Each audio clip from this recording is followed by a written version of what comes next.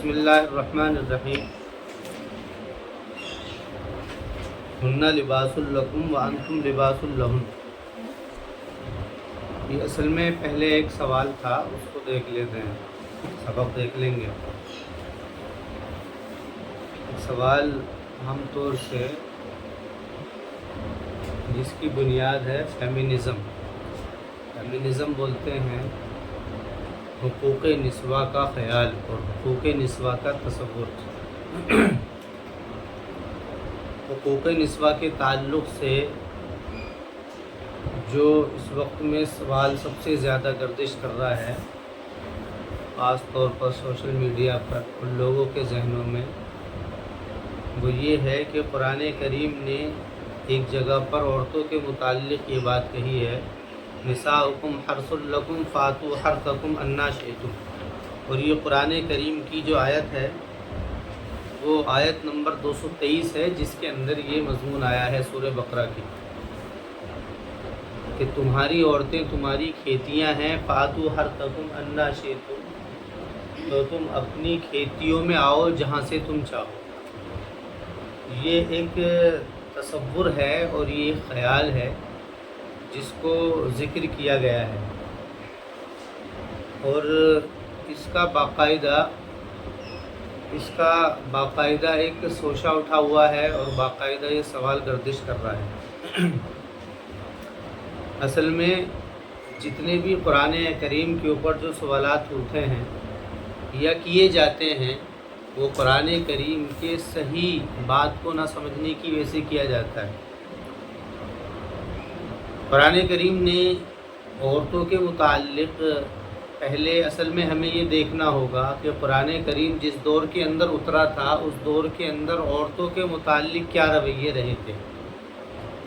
عورتوں کے متعلق جو رویے رہے ہیں اس کو قرآن کریم نے ایک لفظ سے ذکر کیا ہے، اور وہ لفظ ہے 30ویں پارے کا وَإِذَا الْمَوْءُودَةُ سُئِلَتْ، اور یاد کیجئے کہ جس وقت میں زندہ دفنائی ہوئی لڑکی سے پوچھا جائے گا کہ تجھ کو کس جرم میں دفنایا گیا۔ عربوں میں یہ رواج تھا کہ مرد عورتوں کو برداشت نہیں کیا کرتے تھے، حتیٰ کہ عورت بیوی کی شکل میں ہو یہ تو بہت دور کی بات ہے، بیٹی کی شکل میں بھی برداشت نہیں کرتے تھے۔ ان کا یہ طریقہ تھا کہ بیٹی کو بھی وہ برداشت نہیں کیا کرتے تھے، اس کو بھی گویا کہ زندہ دفن کر دیا کرتے تھے۔ عربوں میں ایک مزاج یہ تھا کہ عورتوں کو ان کے خاص ایام کے اندر، جس کو ماہواری کا دن کہا جاتا ہے، پیریڈ کا دن کہا جاتا ہے، اس کے اندر گویا کہ ایک پھینکی ہوئی شے سمجھا جاتا تھا کہ جیسے کوئی گھر کے اندر کوئی خراب چیز ہو جائے اس کو پھینک دیا جاتا ہے، وہی چیز سمجھا جاتا تھا۔ اور عورتوں کی حالت اتنی بدتر ہو گئی تھی، آپ اگر پرانے مذہب کا مطالعہ کرو گے، ہندوازم کا بھی اگر مطالعہ کرو گے، تو وہاں پر بھی عورت کو وہ عورت قابل مبارکباد سمجھی جاتی تھی جو اپنے مرد کے مرنے پر خود مر جایا کرتی تھی، جس کو ستی کہا جاتا ہے، اور ابھی بھی یہ رواج ہے۔ تو عورت کوئی قابل عزت چیز نہیں رہی ہے، عورت کوئی قابل عزت چیز نہیں رہی ہے۔ قدیم دور کو اگر اٹھا کر کے دیکھا جائے گا تو یہ جہالت کا سب سے بڑا معیار تھا کہ جو مرد اپنی بیوی کو پیر کی جوتی سمجھتا تھا وہ قابل عزت اور عزت کی نظروں سے دیکھا جاتا تھا، اور جو عورتوں کو قریب رکھتا تھا اس کو لوگ ذلت کی نظر سے دیکھا کرتے تھے۔ اس دور میں قرآن کریم کے اندر جو عورتوں کے متعلق حقوق آئے، ان حقوق کی قرآن کریم نے سورہ نساء ایک سورہ ہے، اس کے اندر باقاعدہ پورے مضمون کو اس کو ذکر کیا ہے کہ ہم نے کیا مقام عورتوں کا بتایا ہے۔ اس کو ایک لفظ سے ایسے تعبیر کیا ہے وَعَاشِرُوهُنَّ بِالْمَعْرُوفِ، کہ تم عورتوں کے ساتھ میں بھلائی کے ساتھ میں رہو۔ فَإِن كَرِهْتُمُوهُنَّ شَيْئًا، اگر تمہیں عورتوں کے اندر کوئی چیز ایسی نظر آ رہی ہے جو ناپسندیدہ ہے، تو فَعَسَىٰ أَن تَكْرَهُوا شَيْئًا، تو قریب ہے یہ بات کہ جس کو تم یعنی کہ ناپسند سمجھ رہے ہو، وَيَجْعَلُ اللَّهُ فِيهِنَّ خَيْرًا كَثِيرًا، کہ اللہ نے اس کے اندر تمہارے لیے بہتر چیز بنا رکھی۔ یعنی یہ بات ان کے شوہروں سے درخواستن کی گئی ہے کہ جس بات کو تم عورت کے اندر غلط سمجھ رہے ہو وہی بات ان کے لیے خیر. بہرحال تو بہت ساری چیزیں آئیں. یہ جو اس وقت میں قابل ذکر چیز ہے وہ یہ ہے کہ عورتیں تمہاری کھیتیاں ہیں، ان کے پاس آؤ تم جہاں سے چاہو. اس کو سمجھنا ہے. اصل میں بات یہ ہے، یہ مضمون جو شروع ہوا تھا عورتوں کے متعلق، یہ مضمون وہاں سے شروع نہیں ہوا ہے. یہ مضمون شروع ہوا ہے سورہ بقرہ کی آیت نمبر 187 سے شروع ہوا ہے. اس کے اندر مضمون یہ تھا کہ جب مسلمانوں کے اوپر روزہ فرض ہوا تو روزے کی حالت میں قرآن کریم نے جیسے قید لگائیں کھانے کی پینے کی، اسی طریقے سے عورتوں کے قریب جانے کی بھی قید لگائی کہ یعنی کہ اس روزے کی حالت میں نہ تم کھا سکتے ہو، نہ پی سکتے ہو، نہ عورت کے قریب جا سکتے ہو. اور یہ بات کہی گئی کہ احل لکم لیلۃ الصیام الرفث الی نسائکم، کہ تمہارے لیے اب یہ جب سوال ہوا تو لوگوں کے ذہنوں میں یہ سوال پیدا ہوا کہ کیا کھانا اور پینا جیسے کہ اللہ تعالیٰ کی ناراضگی کا سبب ہے رمضان کی حالت میں، جیسے کھانا اور پینا رب کی ناراضگی کا سبب ہے، کیا وہ عورت جس عورت کو اللہ رب العزت نے مردوں کے لیے حلال کیا ہے اور قابل عزت چیز بنایا ہے، کہ کیا وہ بھی غضب کا ذریعہ بنے گی اللہ تعالیٰ کی نظروں میں؟ کہ جس طریقے سے کھانا اور پینا رمضان کی حالت میں اللہ کے غصے کا سبب ہے، کیا عورتوں کے قریب جانا، کہ وہ عورت جن عورتوں کو اسلام نے اٹھایا ہے، قرآن نے اٹھایا ہے، کیا اسی عورت کے پاس میں جانا رمضان کے اندر بھی اللہ کے غصے کا سبب بنے گا؟ تو یہ سوالات ذہنوں کے اندر تھے. تو اس کو قرآن کریم میں ذکر کیا احل لکم لیلۃ الصیام الرفث الی نسائکم، کہ بات عورتوں کے اللہ تعالیٰ کی نظروں میں غصہ ہونے کی یہ نہیں ہے کہ وہ عورت ہے، بلکہ غصہ ہونے کی وجہ عورت ہونا نہیں ہے، بلکہ غصہ ہونے کی وجہ یہ ہے کہ خواہشات اللہ تعالیٰ نے حکم دیا ہے تو خواہش سے بھی رکو، چاہے وہ تمہاری خواہش کھانے کی ہو، چاہے وہ تمہاری خواہش پینے کی ہو، چاہے وہ تمہاری خواہش عورتوں کے قریب جانے کی ہو. تو اصل بات کیا تھی؟ وہ خواہش تھی جس کی وجہ سے روکا گیا. اور پھر یہ کہا گیا یہ تو اللہ رب العزت نے عورتوں کو تمہارے لیے قابل عزت کی چیز بنایا ہے. کیسے؟ ہن لباس لکم وانتم لباس لہن، کہ عورتیں تو تمہارا لباس ہیں اور تم ان کا لباس ہو. کا مطلب کیا ہے؟ کا مطلب یہ ہے کہ تم کو اگر اپنی عزت کو بچانا ہے یا تمہیں اپنی عزت کو پردے میں رکھنا ہے اور تمہیں اپنے معیار کو اٹھانا ہے، تو جس طریقے سے کپڑا انسان کے عیب کو چھپاتا ہے، اس کو زینت بخشتا ہے، اسی طریقے سے اس کی بیوی اس کی عیب کو چھپانے کا بھی ذریعہ ہے اور اس کے لیے زینت کا بھی سبب ہے. یعنی کہ یہ جو بات ذہن میں تھی کہ عورت کے اللہ کے غضب کا سبب ہے اس لیے اللہ نے منع کیا، کہ نہیں، یہ وجہ نہیں ہے، بلکہ وہ خواہش وجہ ہے. ورنہ عورت کا مقام تو یہ ہے ہن لباس لکم وانتم لباس لہن،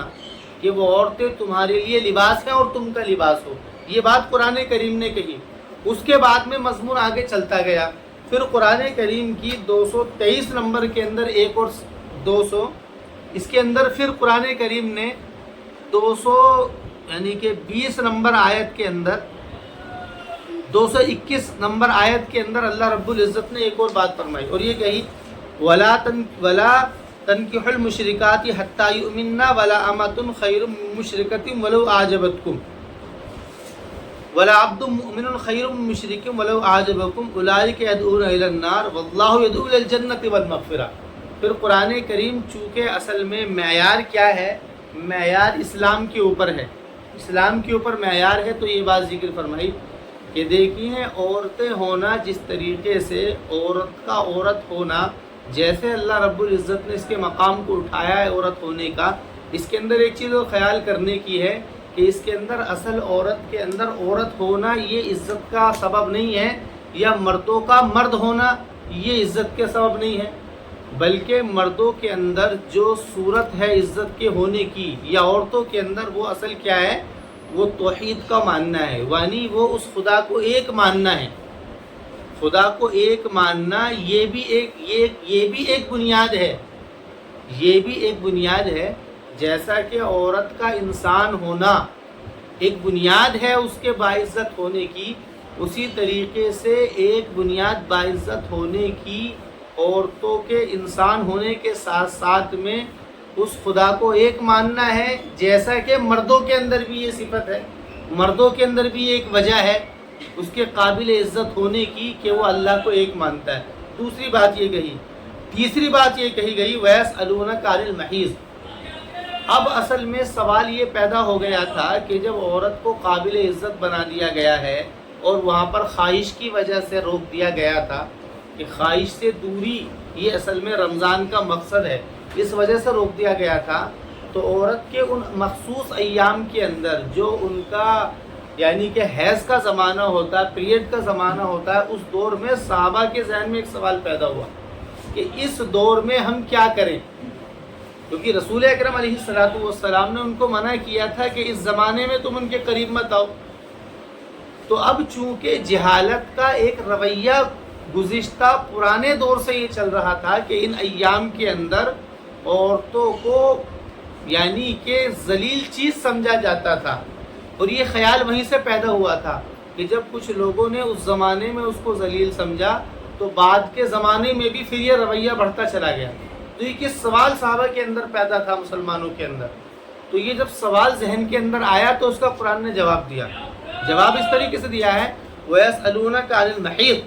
کہ لوگ تم سے عورتوں کے متعلق سوال کرتے ہیں حیض کے زمانے میں، تو قرآن کریم یہ کہتا ہے قُلْ هُوَ أَذًى کہ آپ ان سے کہیے وہ تو گندگی ہے، یعنی کہ وہ جو زمانہ ہے اس زمانے میں عورت کے اندر اصل میں اسلام کا مزاج کیا ہے، اسلام کا مزاج ہے پاک کرنا، تزکیہ و تطہیر، یہ اسلام کا مزاج ہے۔ وہ چاہتا ہے کہ ہر چیز کے اندر تزکیہ اور تطہیر ہو، پاکی ہو۔ عبادت کے لائن میں چونکہ شرک گندگی ہے اس لیے اس کو حرام کیا گیا ہے، اور توحید کیا ہے، وہ تطہیر ہے، اس لیے اس کو حکم دیا گیا ہے۔ اسی طریقے سے عورتوں کے مقابلے میں جو ان کے جو ایام مخصوصہ ہیں کہ وہ ناپاکی کے دن ہیں، ان سے کہیے قُلْ هُوَ أَذًى کہ وہ گندگی ہے۔ فَاعْتَزِلُوا النِّسَاءَ فِي الْمَحِيضِ تو عورتوں سے ان کے ان ایام کے اندر دور رہو جو دن ان کے گندگی کے ہیں۔ فَاعْتَزِلُوا النِّسَاءَ فِي الْمَحِيضِ اصل وجہ ان سے دور ہونے کی یہ نہیں ہے کہ وہ ذلت کی چیزیں ہیں، بلکہ اصل وجہ ان سے دور ہونے کی وہ جو ان کے ساتھ میں ایک وجہ لگ گئی ہے ان کی ناپاکی کی، وہ وجہ ہے۔ اور کہا وَلَا تَقْرَبُوهُنَّ حَتَّىٰ يَطْهُرْنَ اور ان کے قریب بھی مت ہونا ہرگز یہاں تک کہ وہ پاک ہو جائیں۔ تو شرط یہ لگا دی نا کہ ناپاکی وجہ ہے یہاں پر دور ہونے کی، وہاں پر وجہ خواہش تھی اس لیے کہہ دیا وہ تمہارے لیے لباس ہے، یہاں پر وجہ کیا ہے، گندگی ہے، اس لیے کہہ دیا ان کے قریب مت ہو۔ وَلَا تَقْرَبُوهُنَّ حَتَّىٰ يَطْهُرْنَ پھر آگے کہا فَإِن تَطَهَّرْنَ پھر جب وہ پاک صاف ہو جائیں تو کہا فَأْتُوهُنَّ پھر ان کے پاس میں آؤ، من حیث امرکم اللہ یعنی جہاں سے اللہ تعالیٰ نے حکم دیا ہے پھر ان کے قریب آ جاؤ،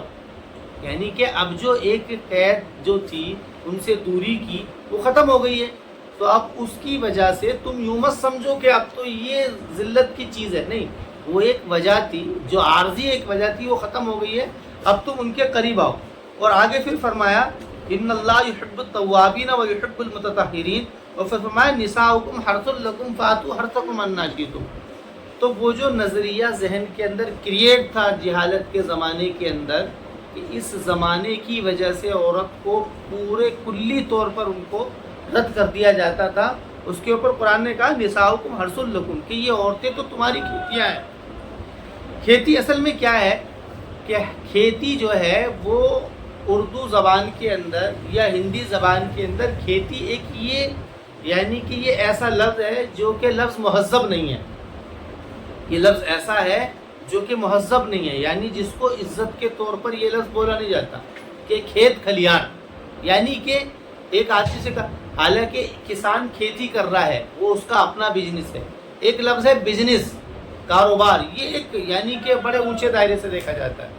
حالانکہ ایک ہے کھیتی، یہ نچلے دائرے سے دیکھا جاتا ہے، جبکہ دونوں کمانے کے ذریعے ہیں،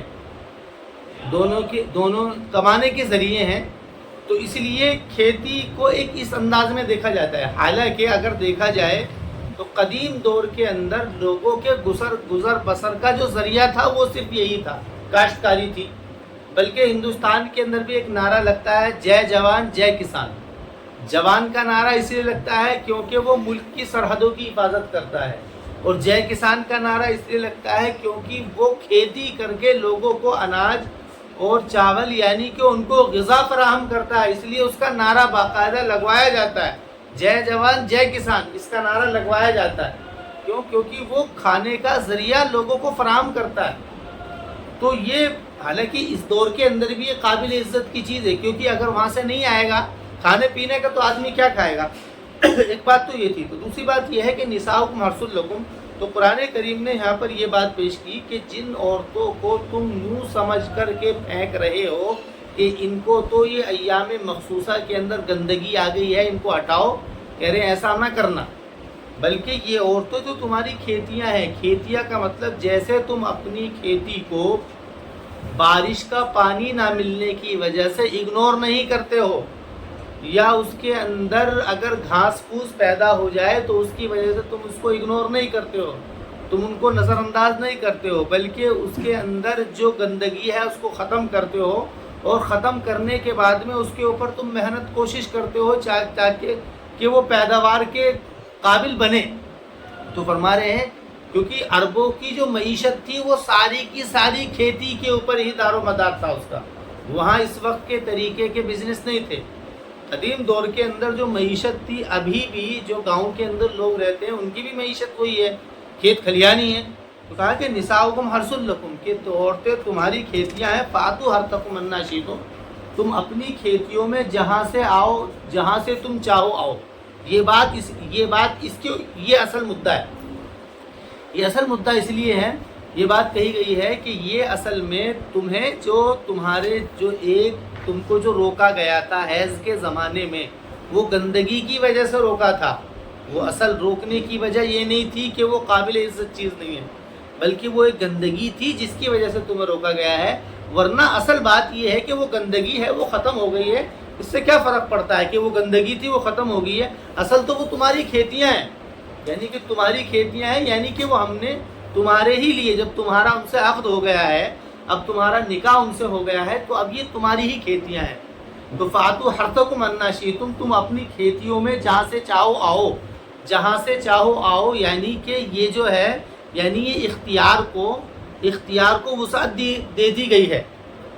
یعنی کہ یہ کوئی قابل ذلت چیز نہیں ہے۔ وہ تو ایک وجہ تھی جس کی وجہ سے روک دیا گیا تھا، ورنہ یہ تمہاری کھیتیاں ہیں۔ جیسے وہاں پر قرآن نے یہ بات کہی تھی کہ رمضان